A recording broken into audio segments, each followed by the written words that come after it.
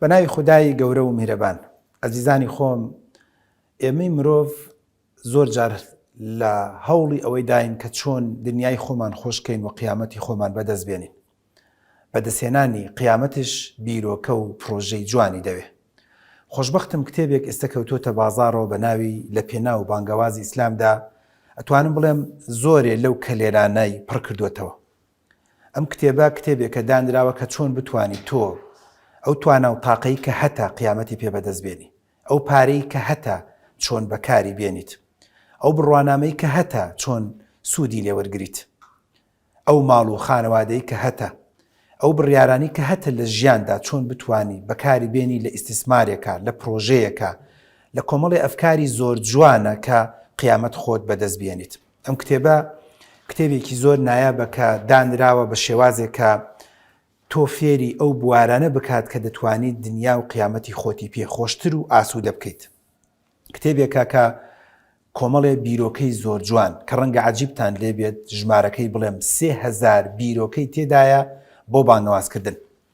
3000 بیرۆکە بۆ 44 پرۆژە کە دەکرێت لە هەر یەکێک لە شار و شارۆچەکانی کوردستانە بەکار بێت.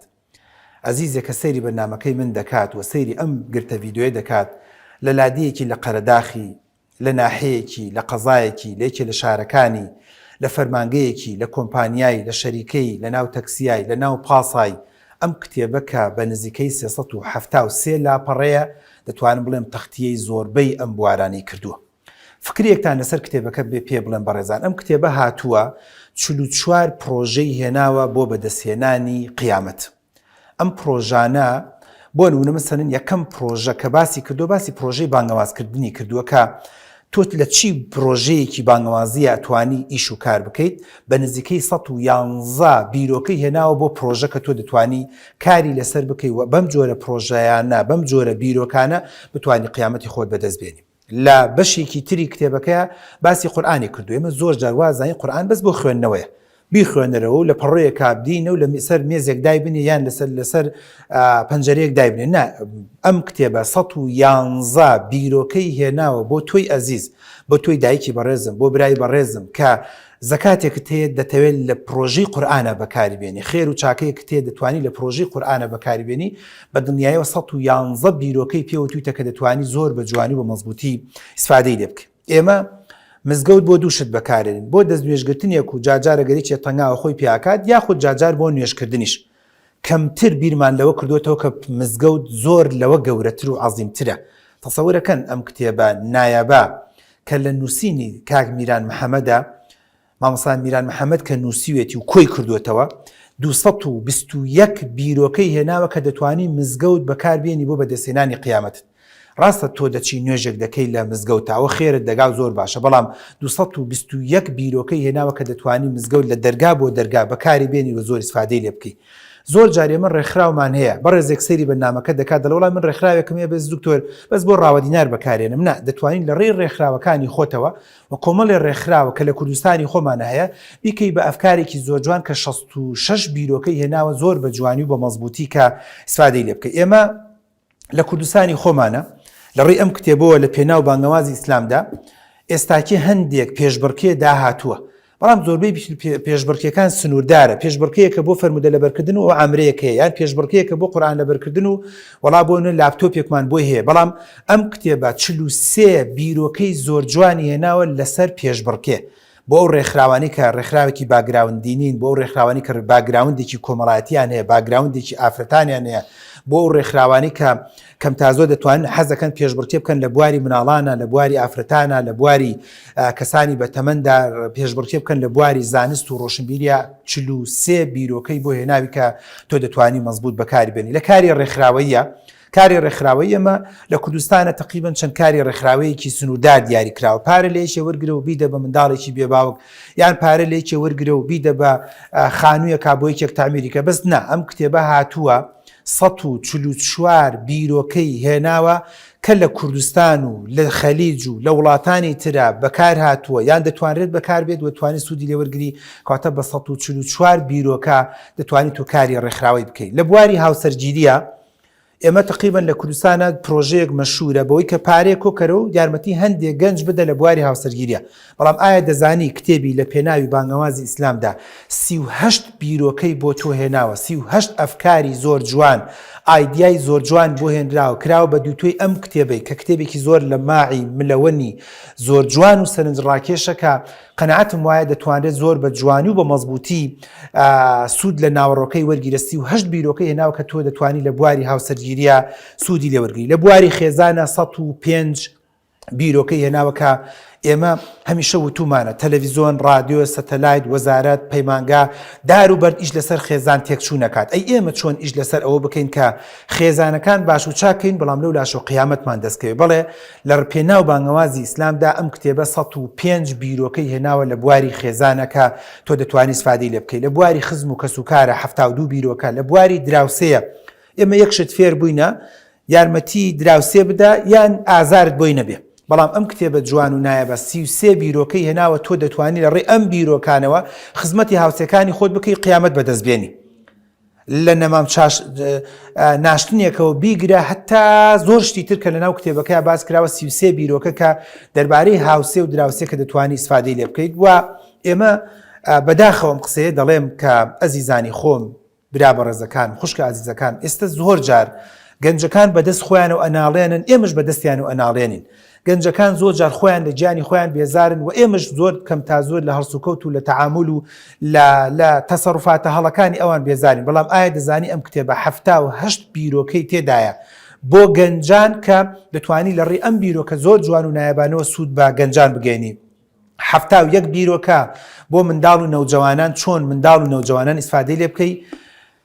بەشێکی تری دانەبراوی ئەم کۆمەلگایە کە بریتە لە خوشکان و ئافرەتان، ئەو بەشەی کە دار و بەرد ئیشی لەسەر دەکات بۆی تێکی بدات، بۆی خراپی بکات، بۆی بەلاڕێیدای ببات.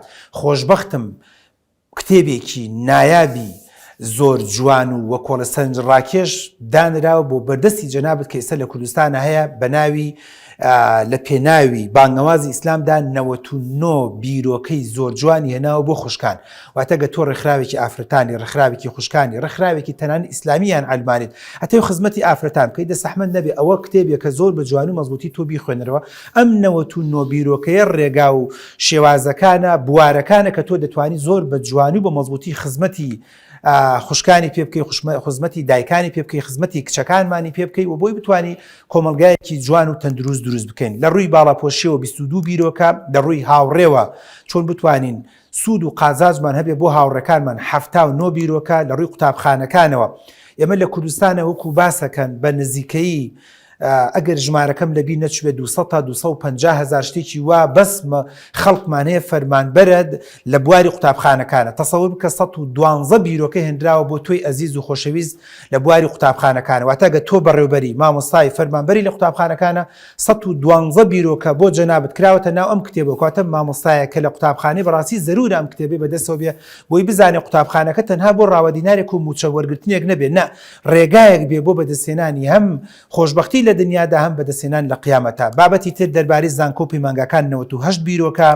دەربارەی فەرمانبەران 39 بیرۆکە، ئەوانی کە پزیشکن و کارمەندی تەندروستین 53 بیرۆکە، نەخۆشخانەکان 110 بیرۆکە، ئەوانی کە سکرتێرن 56 بیرۆکە، بۆ ئەندازیاریان، بۆ بازار و مۆڵەکان، بۆ کاسبکاران.